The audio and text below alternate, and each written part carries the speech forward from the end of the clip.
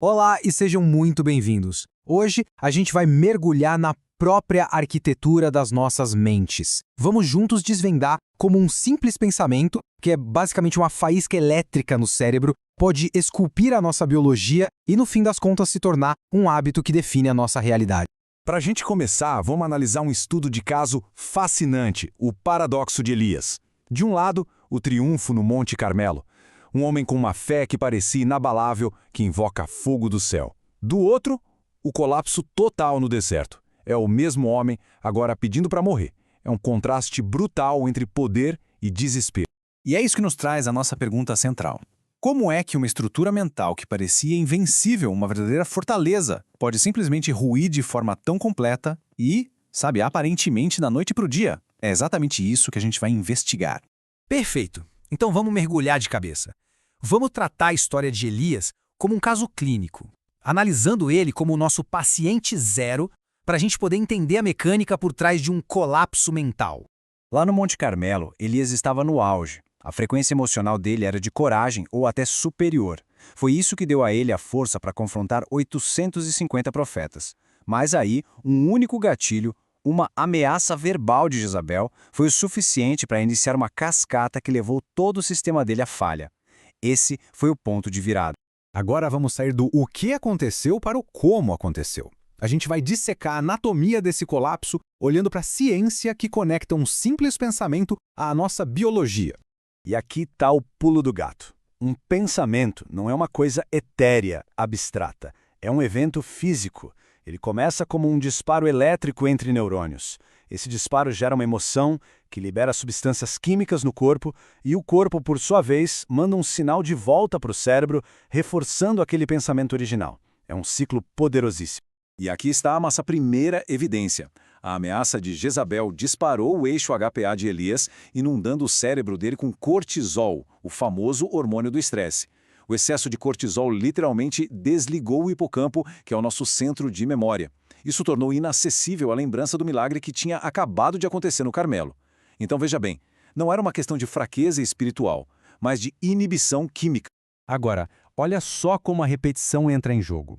Cada vez que Elias pensava, eu vou morrer, ele não estava apenas tendo uma ideia. Ele estava, na verdade, fortalecendo fisicamente uma conexão entre neurônios através de um processo chamado potenciação de longo prazo. Ele estava literalmente construindo uma fortaleza mental de medo dentro do próprio cérebro.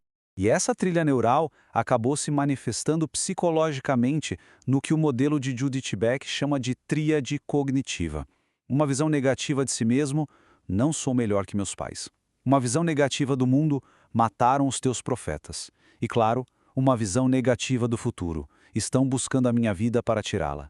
É um ciclo de desesperança que se retroalimenta.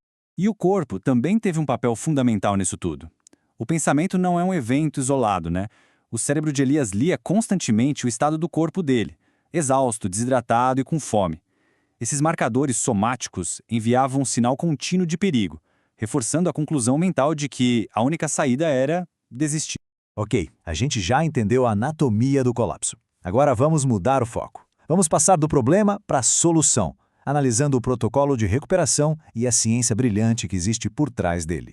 A primeira resposta não foi uma correção teológica, foi cuidado fisiológico. Um protocolo bem claro de 4 passos. Primeiro, pausa, para parar o ciclo de pânico. Segundo, nutrição. Terceiro, descanso. E só então, em quarto lugar, atenção plena para poder ouvir uma nova perspectiva.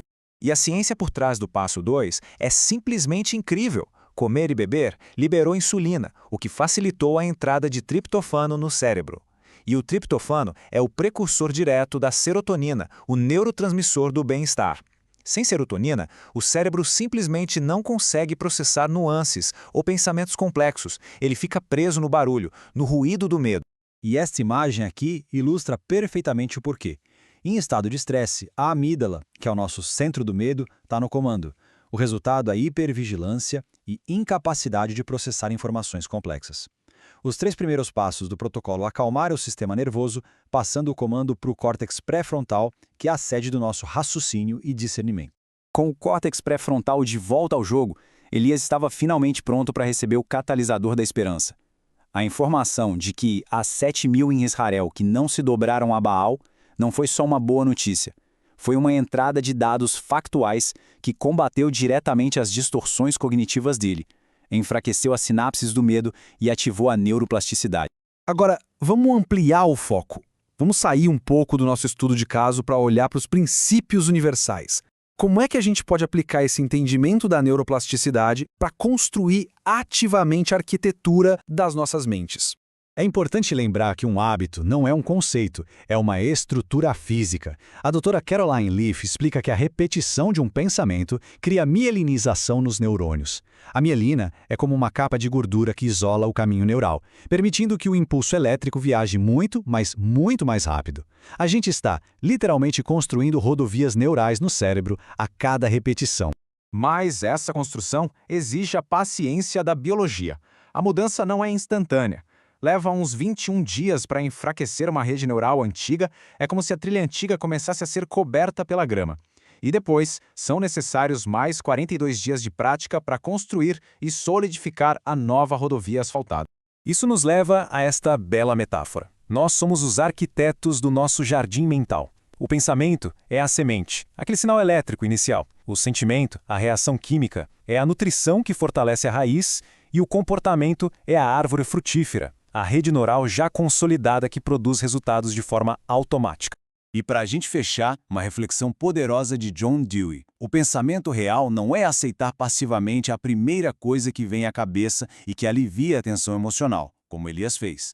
É o ato disciplinado de sustentar a dúvida e investigar a evidência antes de chegar a uma conclusão. E assim, toda essa análise nos deixa com uma pergunta final. Se cada pensamento que a gente repete está de fato construindo a estrutura física da nossa mente, que tipo de arquitetura estamos escolhendo erguer hoje?